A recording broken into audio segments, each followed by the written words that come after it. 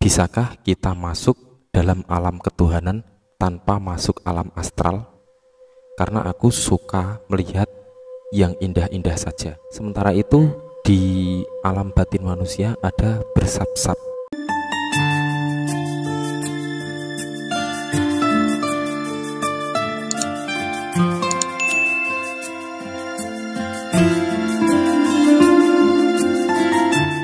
Assalamualaikum warahmatullahi wabarakatuh. Bismillahirrahmanirrahim. Alhamdulillah, bertemu lagi dengan Syekh Jati Channel. Pada video kami kali ini saya ingin membahas sebuah pertanyaan yang menurut saya menarik sekali. Ada sebuah pertanyaan yang sangat menarik dalam video yang aku share beberapa waktu lalu, yang berjudul Buka Mata Batin dan Tetap Iman dan Yakin kepada Allah Subhanahu wa Ta'ala.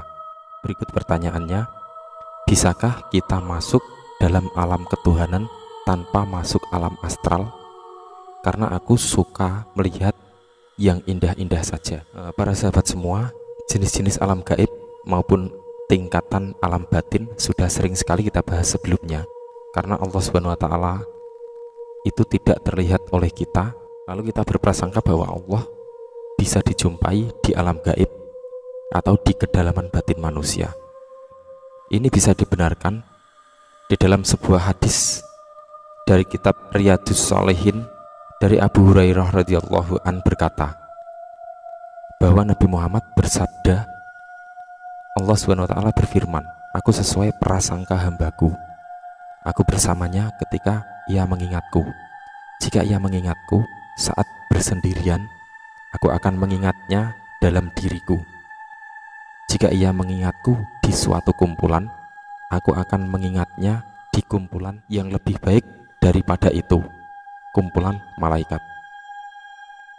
Para sahabat semua, sementara itu di alam batin manusia ada bersab-sab, mulai dari alam astral yang terletak dalam pikiran manusia, alam budi, alam hati, alam rasa, alam sukma, alam ruh, hingga sampai alam satu kesatuan mutlak kesempurnaan diri. Seperti yang telah diterangkan oleh sahabat kita tadi, bahwa jika seseorang masuk di alam astral, maka di situ akan suka dengan penglihatan yang indah-indah. Memang di dalam sebuah alam gaib selalu ada keindahan-keindahan tersendiri. Alam budi ada yang suka dengan beningnya, alam hati akan diperlihatkan rahasia-rahasia diri, rahasia-rahasia alam, serta rahasia-rahasia ketuhanan, rahasia-rahasia semua makhluk, dan sebagainya. Sedangkan di alam sukma dan alam ruh juga terlihat sekali rahasia-rahasia yang sangat mampu melupakan tujuan awal kita. Aku ingin sedikit cerita. Dahulu aku memiliki seorang teman yang sudah sempurna dengan keadaan alam rasanya, dan beliau suka sekali dengan apa yang diketahui di situ. Seluruh penciptaan alam semesta, bahkan sebelum semua kejadian ada dan terwujud, bahkan alam kegelapan, beliau mampu menyaksikan langsung dalam alam rasa. Jika pada saat ajal menjemput, beliau tetap suka dengan kesempurnaan rasa yang dimilikinya, tidak mau beranjak untuk meninggalkannya, maka dia akan tertinggal di situ, dan disitulah garis finish beliau tanpa mengetahui hakikat kebenaran Tuhan. Para sahabat semua, untuk menuju alam Tuhan, kita tidak harus berpikir untuk melewati alam yang rendah dahulu, baru kita tingkatkan sampai pada tahap-tahap selanjutnya. Karena di sab-sab tersebut akan banyak sekali rahasia-rahasia yang ada, sesuatu-sesuatu yang sangat indah, yang berpotensi untuk melupakan kita terhadap tujuan awal kita.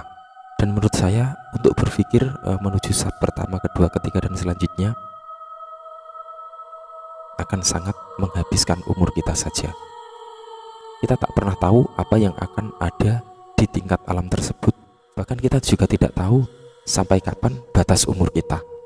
Karena pada hakikatnya, semakin banyak keinginan kita, maka semakin banyak pula godaan-godaan keindahan yang ada di setiap alam tersebut, yang tanpa sadar akan mengalihkan perhatian kita dari Allah Subhanahu wa Ta'ala, tujuan akhir manusia. Bukankah seperti itu juga keadaannya di dunia? Akan ada kesenangan-kesenangan yang selalu mengusik manusia. Wallahu a'lam bishawab.